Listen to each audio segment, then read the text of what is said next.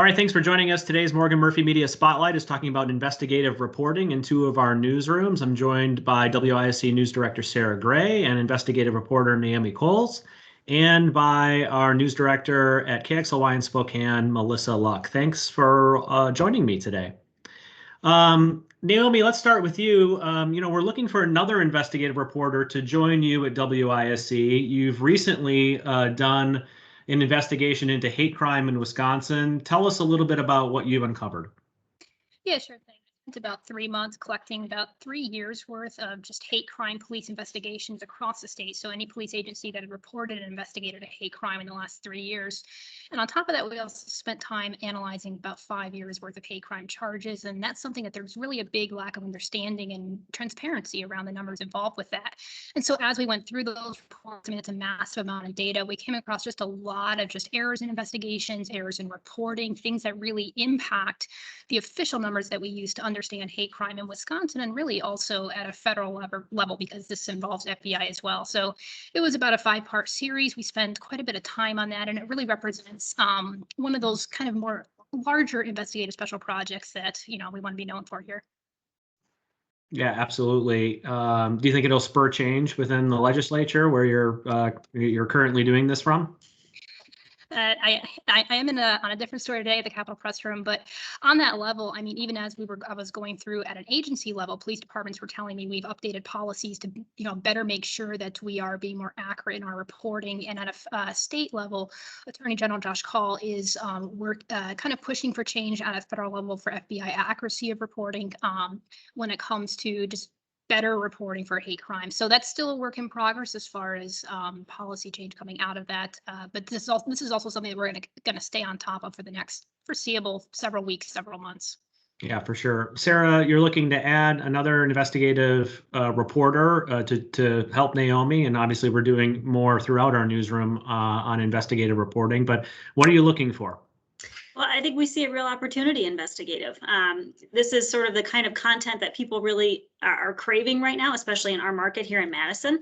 That in-depth, really impactful storytelling that uncovers something and then oftentimes leads to change. So we see a real opportunity in our capital as well. So we are a capital city. We see a lot of opportunity in that government accountability, sort of the policy, taxpayer dollars, government accountability. Where are we going in terms of our capital? So we're really looking to add somebody to our team that has some of those political chops, but really is interested in digging deeper. So this isn't sort of an opportunity for somebody who can say, okay, the Republicans say this, the Democrats say that, and you make up your own choice. But we're really looking to get to the root of it, sort of the truth of the matter, and really give our viewers the tools to make up their best decisions. Great. Melissa, let's talk a little bit about your newsroom in Spokane. Really interesting reporting projects you've been working on over the last 9 months, roughly. Tell us a little bit about those. Yeah, we really pride ourselves on being a newsroom that goes beyond that, commodity journalism. And, you can cover house fires and car accidents, and those things are important. But what can we do that really impacts people and makes a difference in their lives? And so we've been working with a company called Harkin, and I'm a Harkin fangirl, so I'm not paid for my, sponsorship of and adulation for Harkin, but they call it people-powered journalism, and we've used that to really help guide our coverage on some major projects. So we've really tried to divide the last year or so into these major reporting projects to just give us a sense of ownership over stories and really remind our viewers what we stand for. So we did a series called Her Recession that we started back in October. And the idea was, the COVID economic impact disproportionately affected women. And so we used Harkin to reach out to women in our community, not only to hear their stories and spotlight what was really happening, but also to help find solutions in our community as well and connect them with resources and let the women who might be in the shadows and are struggling and don't really know how to say it, let them know they're not the only ones.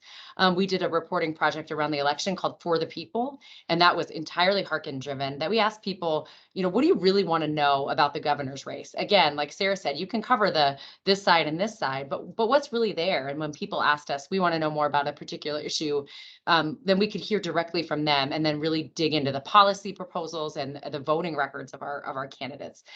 So we've got these kinds of projects going all the time, and really using something like Hearken to just get beyond, a Facebook comment about something or what we think people might think of an issue, to really connect with the community and give them an organized way to reach back out to us and have that conversation. And so you have an investigative reporter opening in your market. What exactly are you looking for?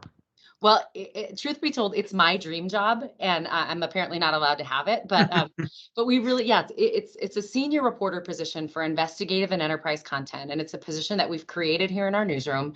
We've always been kind of a public records driven newsroom. Everybody here believes in FOIA and public records and those things. But we really want somebody who can dig deep and make our coverage richer, and somebody who, is organized is really important. Somebody who's skeptical. I love the quote, like, if your mom tells you she loves you, find a second source. I need some of those folks who really just want to get beyond when somebody tells them, no, I can't tell you that, or no, you can't have that information. Somebody who wants to say, well, why not? And can we get deeper on that?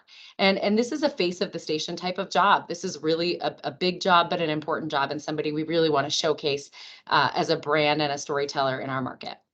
Great. And I think that gives some good perspective on the opening.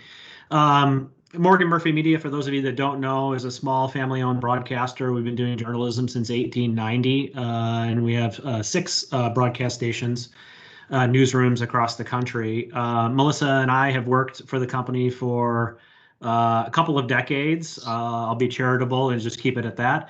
And Sarah and Naomi are a little newer to the organization, to the company. But this question goes to any of you. What makes Morgan Murphy Media a little bit different, and what do you like about working in this environment?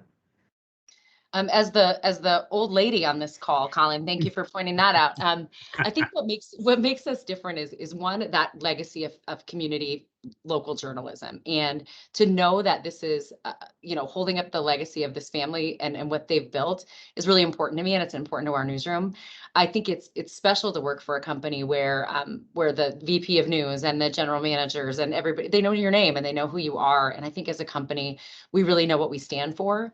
I think we know on a cellular level that we're beholden to the viewers and what we're giving to our community more than we are to the stockholders and that type of thing. So that's really special. It's also a flexible company. I'm a news director, and I'm going to go out and report a story next week because I like to tell stories still. And sometimes you got to feed that a little bit. So a company that looks to fill positions by getting the best people in the room and then dictating and playing to their strengths, I think is special. And from what I'm hearing from people in other companies, it's increasingly unique as well.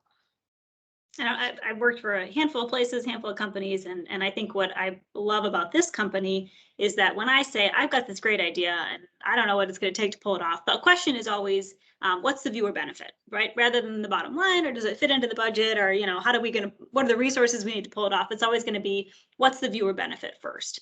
And that's really how we make our decisions, and that's really a fundamental shift for a lot of different people. Was for me when I came, and so that's been really interesting to see how that really pays out in the journalism, and it pays out in our relationships with our viewers, our relationships within our newsrooms, the way we talk to each other, the way we interact with each other. That family idea really kind of resonates through more than just our newsroom, but into our coverage as well. And I think it's been a nice treat. So. And I'll jump here from the reporter perspective. I think a couple points jump out at me when I'm thinking about that. As one of them is, number one, Sarah was talking about, when we have a good idea, what's the benefit to viewers, right? And I think from my perspective, it's that, but also when a reporter has a good idea, the attitude is, what do we need to make this happen, right? Not how, that hasn't worked before. There's not research to back this up. There's a lot of motivation to try new things, even if they don't work, even if they do work. I ran into that a lot working with our digital manager on the State of Hate project. I ran into that a lot of other ways, and there's just a lot of room to try new things and try new ideas. And I think the other thing that comes to mind that I think is really important is the focus here. I mean, yes, as the investigative reporter, I get more time off air, but the time to dedicate to long form journalism is rare in TV. It's rare in large TV companies. It's rare across the board. And any company that's going to take make that a priority and assign positions where like you can take this time or you're not churning out this daily content because we value the long form content. That to me is an invaluable thing that we are losing in a lot of news companies, and something that to me is one of the biggest assets here.